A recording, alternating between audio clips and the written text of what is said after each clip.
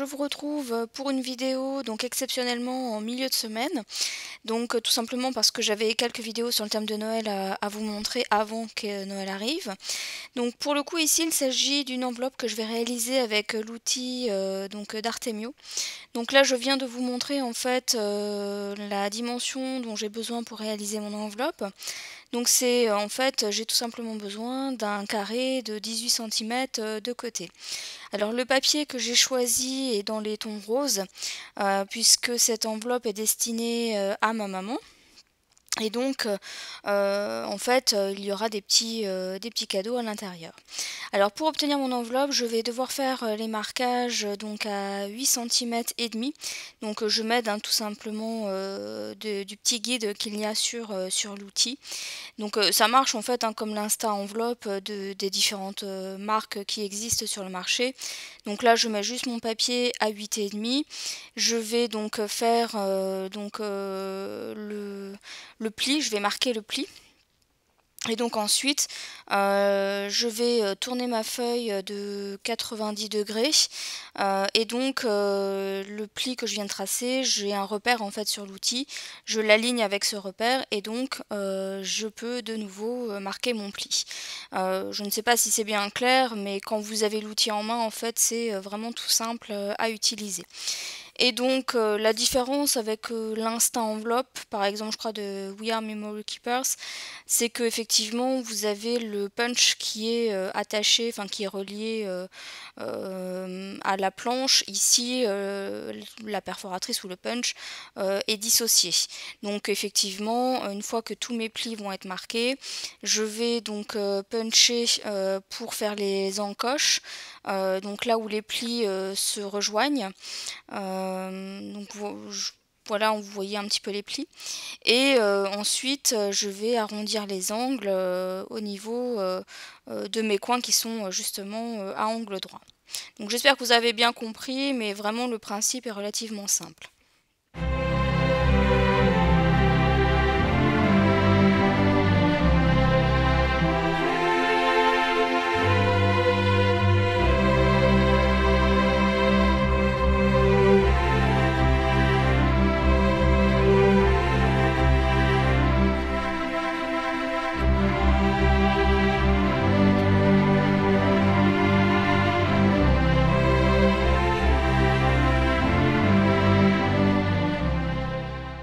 Donc une fois que j'ai terminé avec la perforatrice, il me reste juste à bien marquer les plis.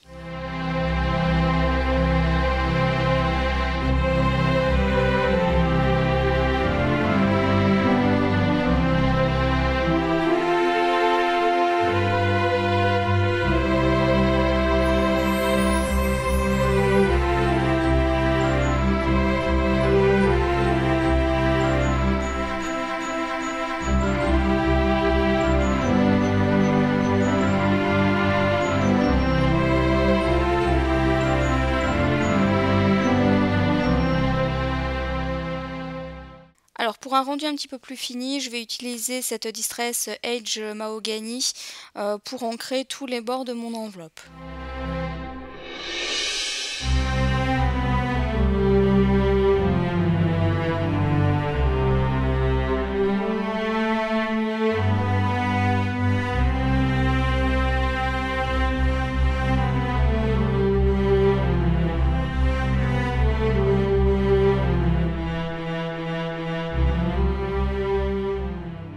Alors pour savoir où appliquer mon double face, je viens en fait avec un crayon papier donc faire des repères. Donc vous voyez que je passe en fait la mine de mon crayon sous le papier de manière en fait pour moi à voir un petit peu où je peux placer mon double face de manière à ce qu'il ne déborde pas une fois que je rabats justement le bout de mon enveloppe.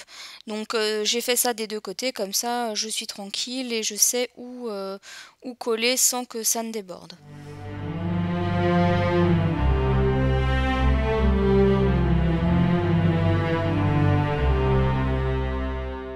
Donc vous avez pu constater que mon papier n'était pas recto verso, donc l'intérieur de mon enveloppe était blanche et je n'avais pas envie de la laisser comme ça, donc j'ai pris un papier à motif, donc toujours dans les tons roses, pour justement masquer un petit peu ce blanc.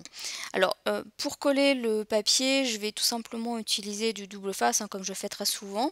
Donc je vais coller le papier et ensuite je vais le retailler avec un ciseau, donc en découpant en fait le surplus.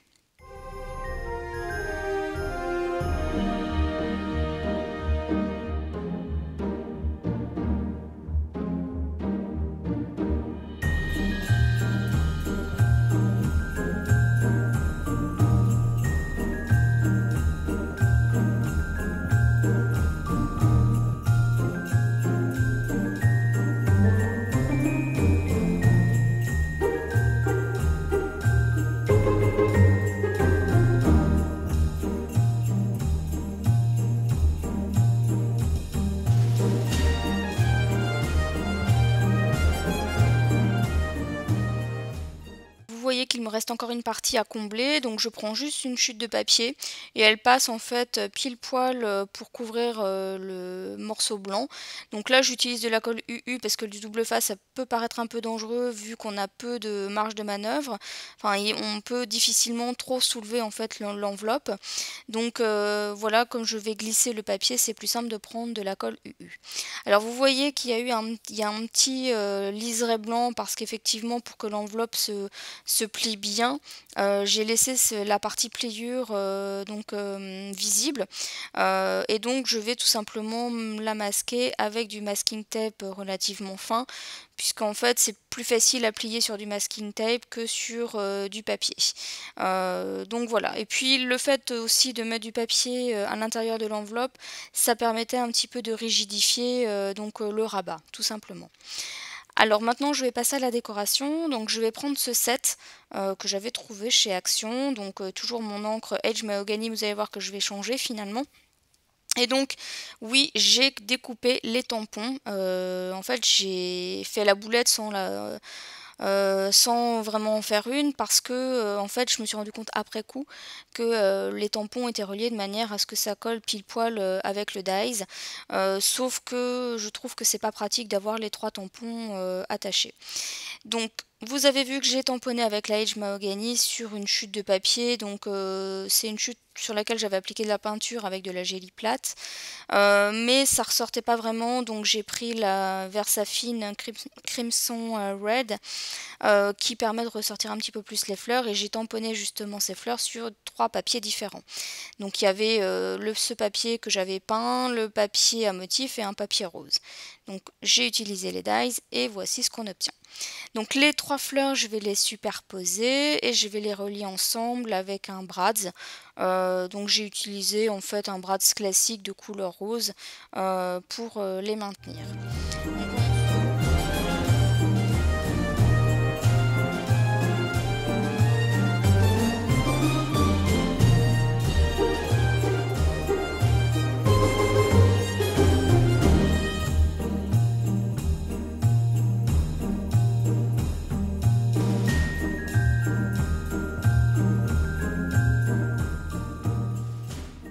Pour donner un petit peu de relief, je tapote en fait avec mon outil, enfin le dos de mon pic en fait.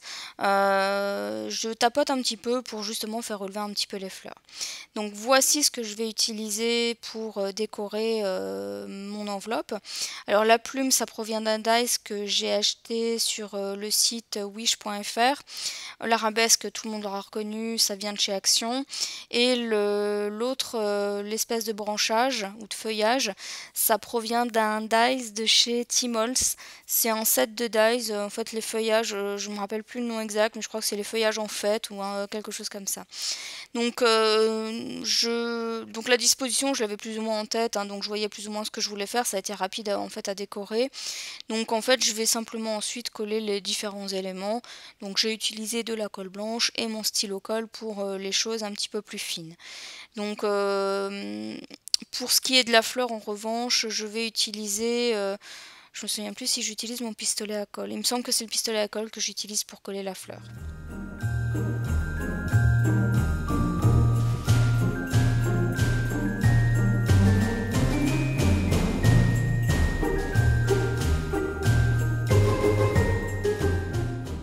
Alors pour donner un petit peu plus de relief sur l'un de mes feuillages, je vais utiliser ce Pontura Paint.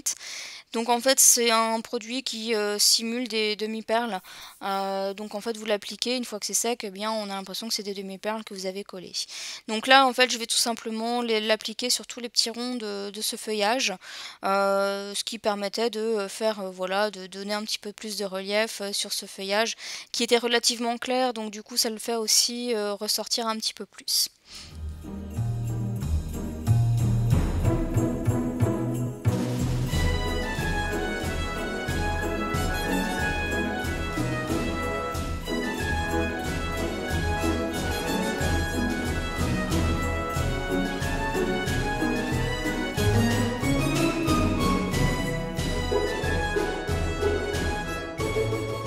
Alors je vais utiliser ce dies et cette chute de papier tout simplement pour pouvoir écrire le mot maman puisque l'enveloppe est destinée à ma maman. Cette petite étiquette, je vais la mettre en 3D avec de la mousse, 3D bien évidemment. Et je vais donc ensuite écrire donc avec un stylo. Alors je vais faire d'abord le contour avec un stylo violet et ensuite je vais écrire le mot maman à l'intérieur donc avec un stylo rose. Et donc cette enveloppe sera terminée. Donc n'hésitez pas à me dire ce que vous en pensez. Je pense que c'est le genre de petites choses qui sont idéales quand on veut offrir soit de l'argent, soit un chèque ou des petits billets de spectacle. Moi pour l'occasion, ça sera en fait des jeux à gratter, parce que voilà, c'est la petite tradition au réveillon de Noël, et ça change un petit peu des choses toutes faites qu'on achète chez le buraliste. Donc voilà, donc n'hésitez pas à me dire ce que vous en avez pensé. Donc pour ma part, je vous retrouve la semaine prochaine pour l'enveloppe de mon papa. Bye bye!